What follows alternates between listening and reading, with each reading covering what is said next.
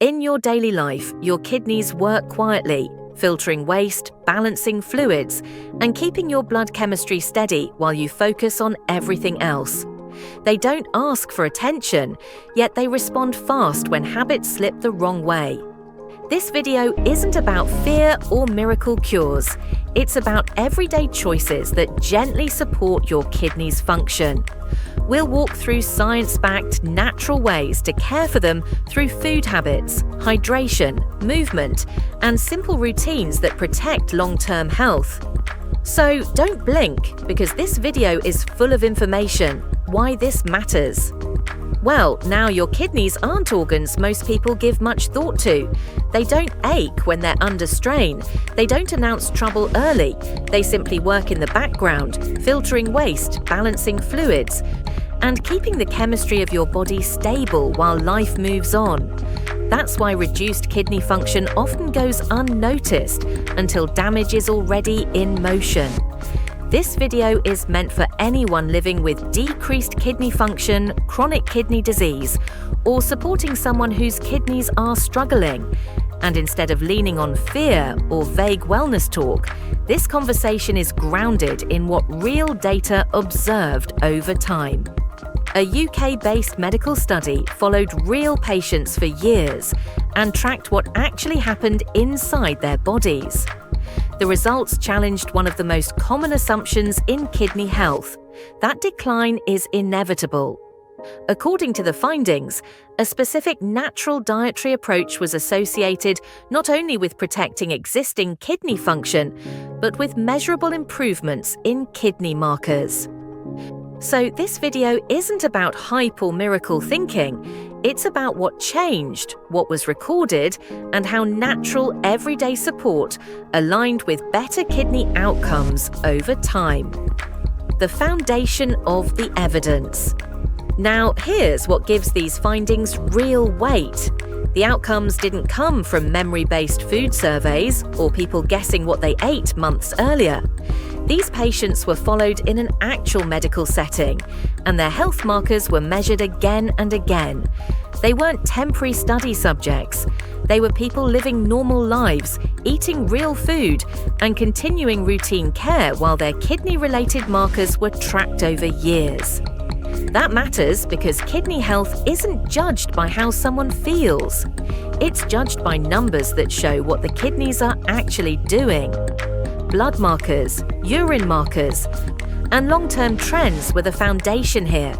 This moves the conversation away from opinion and directly into observation. Instead of asking what should work, the study documented what did happen. And what makes this especially notable is that this kind of long-term tracking usually shows a gradual decline, particularly in older adults with metabolic disease. Yet, instead of the expected downward slope, the recorded measurements moved in another direction.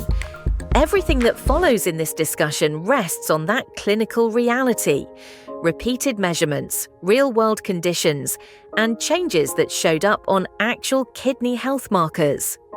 Who the patients now take a clear look at the group involved, because this is where the results become harder to dismiss. There were 143 patients. All of them had type 2 diabetes. Their average age was 61. On average, they had been living with diabetes for just over 5 years. From a medical perspective, this combination places people in a category where kidney decline is not just common, it's expected. Aging itself is widely viewed as a risk factor for reduced kidney performance. Type 2 diabetes is one of the leading causes of kidney damage worldwide. When these two factors overlap, kidney markers typically worsen over time. So this was not a group anyone would predict improvement from. Rising creatinine levels, declining filtration rates, and increasing complications are what healthcare providers are trained to anticipate. These were the exact kind of patients whose kidney health is usually discussed in terms of slowing loss, not restoring function. That context is critical because it frames what happened next. When results move against what medicine normally predicts, they demand attention. And that is precisely why the changes observed in this group carry such significance, why these results stood out. Here's the shift most people don't expect. In everyday medical practice, kidney markers in older adults with type 2 diabetes usually move in one direction, and it isn't a good one. Serum creatinine tends to rise, filtration rates usually fall. Over time, kidney function is expected to weaken, not stabilize, and certainly not improve. That's the pattern most healthcare providers see year after year. Yet in this group, that expected decline didn't happen. These weren't short observations made after a few weeks. These patients were followed over the years, living their normal lives while their kidney-related measurements were repeatedly checked. Instead of the slow downward slide medicine predicts, their markers shifted the other way. That contrast alone is what makes these findings impossible to ignore. When a group that is medically expected to worsen shows a different outcome, it forces a second look at the assumptions behind kidney decline.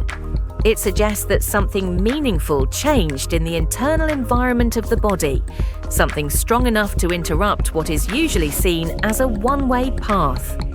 The kidney markers that improved.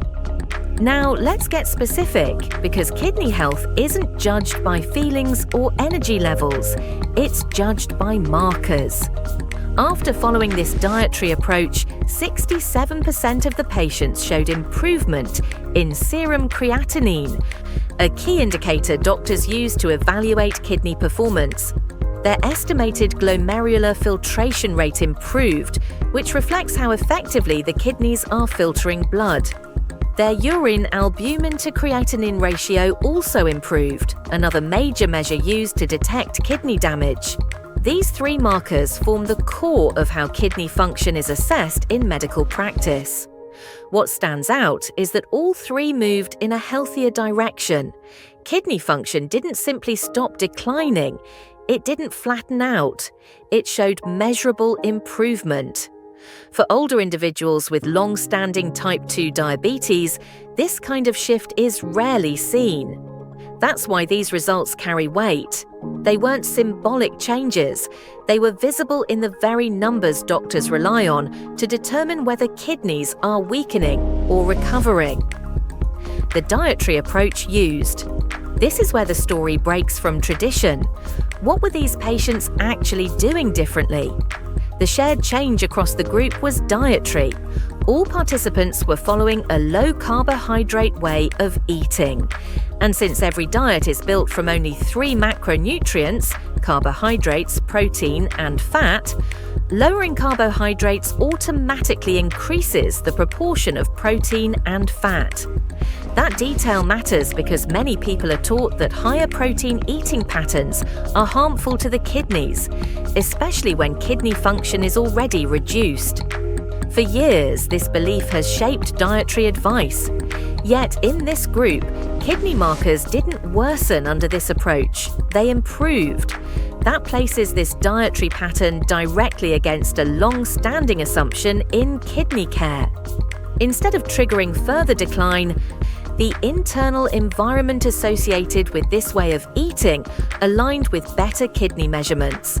And that contradiction is exactly what makes these findings so important to examine rather than dismiss. How adherence was confirmed. Imagine this like a body report card instead of a food diary. Nobody had to guess what these people were eating because their labs told the story for them. Weight came down, blood pressure dropped, long-term blood sugar fell, triglycerides went down, HDL went up. Those changes don't show up together by accident. They move as a set, and they move that way when carbohydrate intake has been meaningfully reduced. That's why this mattered. Not because someone said, "I followed the plan," but because their internal chemistry shifted in a very specific direction. In clinical practice, like that exact cluster of changes has a recognizable pattern. When it appears, it signals that a real metabolic change is underway. And while those shifts were unfolding, kidney markers were being tracked right alongside them. So the kidney improvements didn't exist in isolation. They emerged inside a body that was already showing clear, measurable signs of a different nutritional environment. The diabetes reversal connection. You may be thinking, what does this mean for kidney support? Nearly half of the people in this group no longer met the criteria for type 2 diabetes. They weren't managing it. They weren't escalating medications. They were off diabetes drugs entirely. That reality collides head-on with what most people are told, that type 2 diabetes only moves forward, never back. This matters because diabetes isn't a side issue when it comes to kidney health. It is one of the strongest forces pushing the kidneys toward failure. High blood sugar constantly batters delicate filtration structures. So when blood sugar normalizes, the kidneys aren't just relieved, they're operating in a fundamentally different environment. And in this group, that metabolic shift happened at the same time kidney markers were improving. The reversal of diabetes wasn't a separate victory. It was part of the same internal change that the kidneys were responding to. What does this mean for kidney support? Step back far enough, and a bigger picture starts to form. These kidneys didn't improve while the rest of the body stayed the same. Weight changed, blood pressure changed, lipids changed, blood sugar changed, the terrain shifted. And kidneys live inside that terrain every second of every day. They filter what the body produces. They respond to the pressure in the vessels. They work inside whatever chemical climate exists. So when that climate became less hostile, kidney measurements followed. That reframes what supporting kidney function actually means. It stops being a narrow organ problem and becomes an environmental one. When the overall system grows easier to regulate, the kidneys aren't fighting uphill anymore. In this group, they weren't merely surviving under less strain. Their markers moved toward improvement. And that's the deeper implication running through these findings. So once that bigger picture becomes clear, the next question turns practical. What does kidney support actually look like day to day? Let's move into foods that quietly help your kidneys do their job better. Number 1. Leafy greens. Well, leafy greens quietly earn their place in any kidney-supportive lifestyle. Spinach, arugula, kale, and romaine bring hydration, fiber, and minerals without overloading the body. They help support healthy blood pressure, which matters because pressure inside the blood vessels directly affects how hard the kidneys have to work. Leafy greens also support better blood sugar control, and that connection is critical since unstable glucose is one of the biggest stressors kidneys face. Simple salads, cooked greens, or blended additions all count. Number 2. Berries. Berries deserve attention because they support the internal environment kidneys live in. Blueberries, strawberries, and raspberries are naturally low in sugar compared to most fruits and rich in compounds that help calm oxidative stress. They also bring fiber, which supports metabolic balance and smoother blood sugar control. When blood sugar becomes easier to manage, the kidneys are no longer filtering through constant chemical spikes. A small bowl, blended into yogurt or paired with nuts, can gently support the systems that protect kidney function long-term. Number 3. Eggs. Eggs are often misunderstood, yet they fit extremely well into kidney-supportive eating. They provide high-quality protein without a heavy carbohydrate load, helping stabilize blood sugar and support tissue repair. Stable blood sugar means less strain on kidney filtration structures over time. Eggs are also nutrient-dense, offering vitamins and fats that support cellular function throughout the body. Whether boiled, scrambled, or folded into meals, eggs help create a nutritional foundation that supports the metabolic shifts linked to healthier kidney markers. Number 4. Avocados. Avocados bring something kidneys quietly benefit from: metabolic calm. They provide healthy fats, fiber, and minerals that support blood pressure control and a more stable glucose response. Instead of forcing sharp insulin spikes, avocados slow digestion and soften the body's internal workload. That matters because kidneys process whatever the bloodstream carries. A smoother internal flow makes their job easier. Sliced, mashed, or paired with proteins, avocados support the broader metabolic improvements that research consistently links with better kidney outcomes. And now you'll see some foods that are harmful to your kidneys. Number 1. Ultra-processed foods. All right, ultra-processed foods are some of the hardest on the kidney workload, even though they're the easiest to eat. Packaged snacks, fast food, frozen meals, and boxed mixes flood the body with refined carbs, unstable fats, and heavy sodium. That combination pushes blood pressure up and disrupts blood sugar, two pressures the kidneys constantly respond to. The more chemically loud the bloodstream becomes, the harder the kidneys have to filter and rebalance it. Limiting these foods reduces the internal noise kidneys are forced to clean up. Number 2. Sugary drinks. Now sugary drinks are a quiet but aggressive stressor. Sodas, sweet teas, energy drinks, and even many fruit juices send glucose rushing straight into the bloodstream. That spike forces the body into repeated insulin surges and keeps blood sugar unstable. Over time, that instability directly burdens kidney filtration systems. Liquids like these also replace water, meaning kidneys lose the steady flow they rely on. Cutting back doesn't just reduce sugar intake, it changes the chemical environment of the kidneys every minute.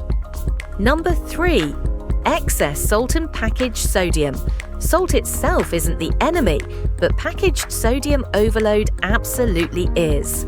Processed meats, canned soups, sauces, and snack foods quietly deliver extreme sodium levels that drive blood pressure upward.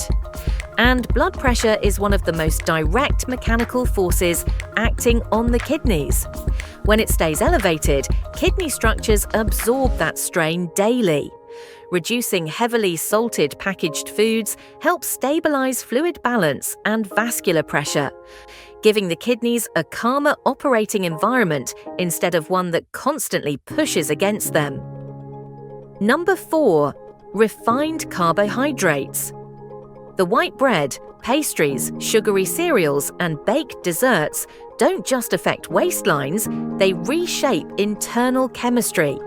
These foods digest fast, spike glucose quickly, and collapse just as fast.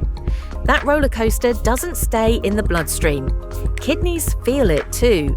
Repeated sugar surges force the kidneys to filter through unstable blood composition again and again. Over time, that pattern is linked with metabolic strain that shows up in kidney markers. Reducing refined carbs removes one of the most common sources of internal stress kidneys face. Now, when you step away from all of this, one thing becomes clear. Kidneys don't exist in isolation. They respond to the environment you create every day. When that environment becomes steadier, cleaner, and easier to regulate, kidney markers can move with it. Support isn't dramatic, it's built quietly, habit by habit. Thanks for spending this time with me. If this helped, then don't forget to press the subscribe button. Take care. I'll catch you in the next one.